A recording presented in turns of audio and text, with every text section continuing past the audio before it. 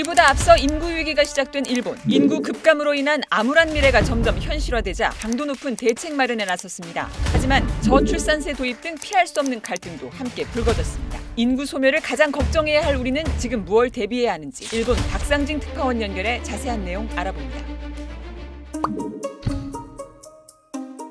일본의 초고령 사회 진입, 또 일본의 인구 감소 문제가 사실 오래전부터 우리보다 먼저 거론이 돼 있고 우리도 그렇지만 꽤 심각한 곳이 또 일본 아닌가요?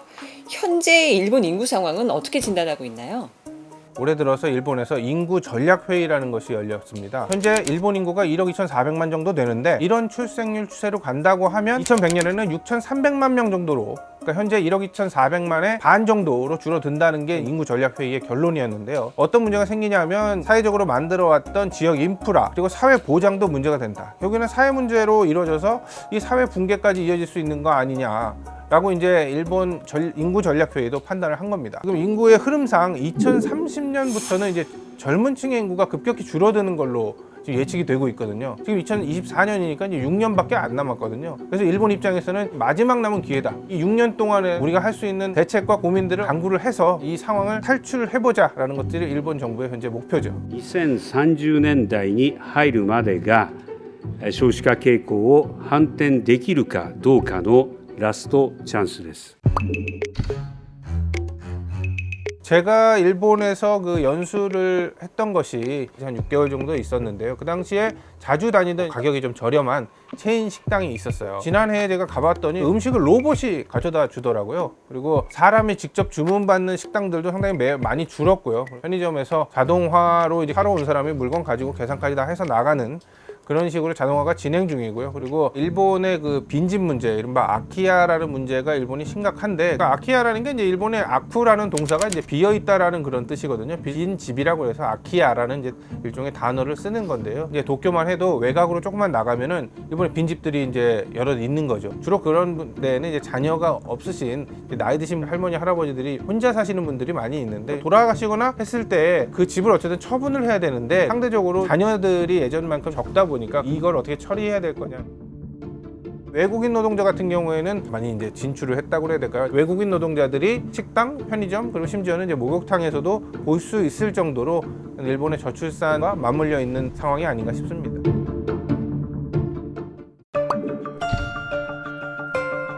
기시다 총리가 했던 멘트가 굉장히 강했어요. 좀 절박함을 강조하는 것 같더라고요. 파격적인 지원 정책들을 내놓았다고요. 네, 일본은 뭐 지난해 말에 저출산 대책에 이제 우리나라 돈 35조 원을 쓰기로 결정을 했습니다. 그만큼 뭐 아주 절실하다는 건데요. 자녀가 3명 이상 있게 되면은 소득 수준에 관계없이 수업료를 지원을 해준다는 방침을 이제 일본에서 결정을 했습니다. 고등학생까지는 아동수당을 안 줬는데 고교 졸업할 때까지 아동수당을 이제 주는 것으로 확대를 하고 있고요. 그리고 이제 아이들이 많다 보면은 결국에는 이제 위아래 뭐 층간소음 때문에 트러블이 있는 경우들도 있는데 아예 층간소음 방지 공사비까지, 그러니까 약간 우리 생각해 보면은 뭐 이런 것까지 생각을 하나라고 하는데 그런 부분들까지도 지원을 하겠다라는 대책들을 내놓고 있습니다. 육아휴직 같은 경우에는 아이가 3살까지 의무화하는 법안도 이제 현재 일본에서는 이제 추진을 하고 있습니다. 저출산 문제가 해결이 되지 않으면은 일종의 기업 사이드, 정부 사이드 상당히 어려운 상황이기 때문에 양쪽에서 다 지금 상당한 이런저런 대책들을 내놓고 있는데, 저희가 이제 취재한 것 중에서는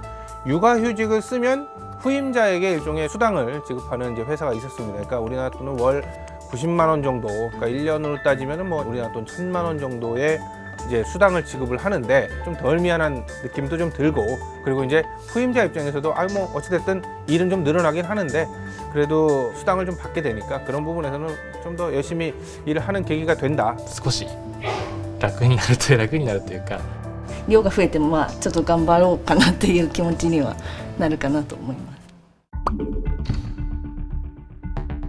우리나라야말로 세계에서 가장 인구 감소 위험이 큰 나라잖아요. 벤치마킹할 만한 일본의 정책 사례도 취재했다고요? 오카야마현에 있는 나기초라는 마을인데요. 나기초는 이제 인구 5천여 명의 그 조용한 시골 마을입니다. 일본 평균 출생률이 약 1.3 정도인데 비해서 이곳은 2.95로 이제 2배 이상이 되는 상황이죠. 길에서 보면 뭐 한 아이는 손을 잡고 한 아이는 또 안고 뭐 이렇게 한 아이는 이렇게 또 업고 뭐 이렇게 가는 경우들 또 이렇게 볼 수는 있었는데, 그러니까 통계적으로도 나기초의 그 세대당 아이 수가 2.4명이고요. 전체 가구 수의 46%가 3자녀 이상을 키우고 있었습니다. 주목해야 될 게 시골 마을이고, 그리고 점점 인구가 이제 줄어들고 있었다는 겁니다. 이 마을로 1957년도에 보면 9,000명 정도에 육박했던 인구가 점차 감소를 해가지고 2002년도에 주변 도시하고 그럼 합병을 할 거냐, 이런 그때 이제 행정구역 논의들이 있었거든요. 근데 이 도시가 아니다, 우리는 독자적으로 생존을 택하겠다 라고 해서 정책도 나름대로 생각을 하고 고민들도 하고. 어떤 곳이길래 이런 출생률이 나올 수 있는지 궁금한데 가장 인상적이었던 것이 무엇이었나요? 이곳에서 가장 특징적인 것은 그 차일드 홈이라고 불리우는 공동 육아 시설이 대표적입니다. 지역 사회에서 아이들을 모두 돌봐준다라는 개념으로 이제 도입을 한 건데, 한 시간에 우리 돈으로 한 2,700원, 기본 운영비나 이런 것들은 그 나기초 마을에서 지원을 할 텐데, 동네 부모들이 아이들도 봐주고, 그리고 노인분들 같은 경우에도 그 차일드 홈에 등록을 해가지고 이제 맡기는 아이들을 봐주는 거죠. 자원봉사자들이 또 선배 엄마들이 이제 그곳에 또 있거든요. 처음에 애기 낳아서 또 키우려면은 뭐 이유식이나 이런 것들 만들기도 어렵고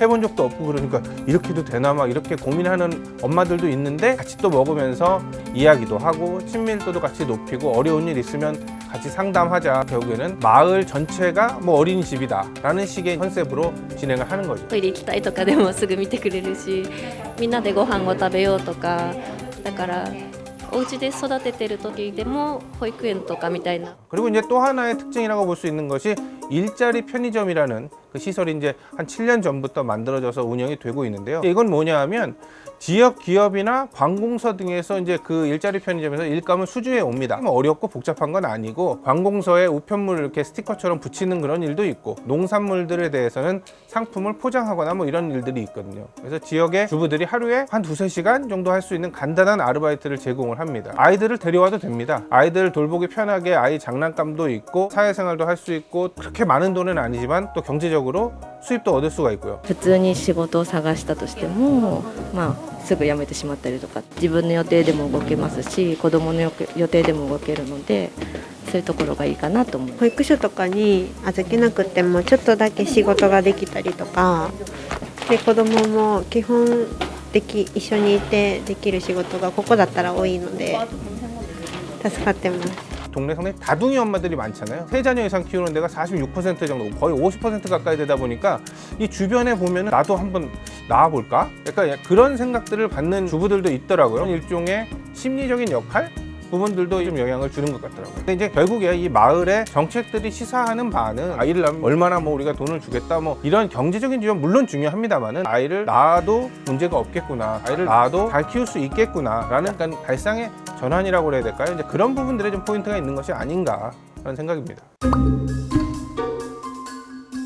앞서 얘기했던 저출산 대책들 결국은 재원 마련이 문제일 텐데, 일본에서도 이게 갈등을 빚고 있다면서요. 이게 뭐 돈이 어디서 땅에서 나오는 것도 아니고 하늘에서 떨어지는 것도 아니니까, 그럼 이 35조 원이라는 돈은 결국에는 세금을 통해 가지고 할 수밖에 없는 부분이거든요. 그래서 기시다 총리가 얘기한 거는 2026년부터 한 74살 정도 이하의 사람들에게는 1인당 월 한 500엔 정도 부담을 하면 된다. 현재 환율로 따지면 한 4,500원 정도 되는 건데요. 찬반이 물론 갈리기는 하죠. 사회를 위해서 한 달에 5,000원도 안 되는 돈을 낼 수 없다는 건 좀 그렇지 않느냐라는 사람도 있지만서도, 왜 우리한테 결국에는 증세로 이어지느냐, 가뜩이나 세금도 많은데 지금은 500엔이지만 이게 나중에 1,000엔, 1,500엔, 2,000엔, 5,000엔 같이 어떻게 하냐 라는 식으로 좀 불만을 갖고 있는 사람들도 물론 있죠. 세대 간에 그럼 좀 약간의 미묘한 갈등의 문제도 있을 수가 있고, 아니면은 또 사람들 간의 생각 차로 인한 부분들이 있을 수가 있는데, 이런 부분들을 앞으로 우리도 그럼 어떻게 조율해 갈 것이냐, 어떻게 컨센서스를 가져갈 거냐에 대한 부분들도 그 정책을 수립하는 과정에 있어서 좀 생각을